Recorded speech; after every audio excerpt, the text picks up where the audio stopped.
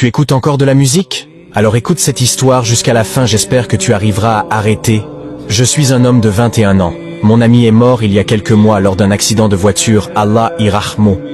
Il était bien éduqué, très poli et aimé de tous.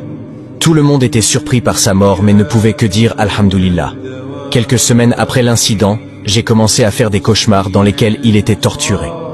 Je me réveillais toutes les nuits, terrifié de ce que je voyais lors de ces cauchemars. Je ne croyais pas et ne comprenais pas ce qui lui arrivait. Je jure qu'Allah en soit témoin.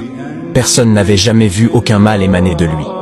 Les cauchemars devenaient de plus en plus fréquents comme s'il me demandait de l'aide. L'odieuse image de lui étant torturé était coincée dans mon esprit. Je voyais du sadide, mince liquide mélangé à du sang, sortir de ses oreilles, sa bouche et d'en dessous ses ongles. Ce fut une image que je n'oublierai jamais. Je jure par le Créateur des cieux et de ce monde que ces cris étaient anormaux. J'ai alors commencé à faire des sadagas jariya en son nom, puis des duas lors de l'appel à la prière. Mais quoi que je faisais, ces rêves persistaient. Je détestais dormir et j'ai alors abandonné le sommeil. Je pouvais rien faire à part des invocations. 2 jours plus tard, je fis un rêve dans lequel 2 personnes dotées de grands corps le traînaient et versaient du sadide dans son oreille. Ils versèrent alors du fer fondu dans son oreille pendant qu'il criait. On ressentait la douleur dans sa voix.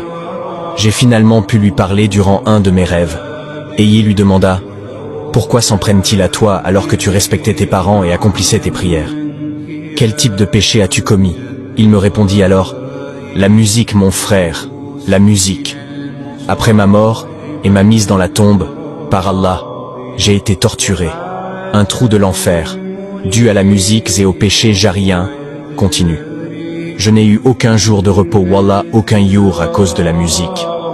Les anges m'ont torturé. » Puis les 2 hommes le traînèrent à nouveau et me demandèrent le sens de l'ariiste.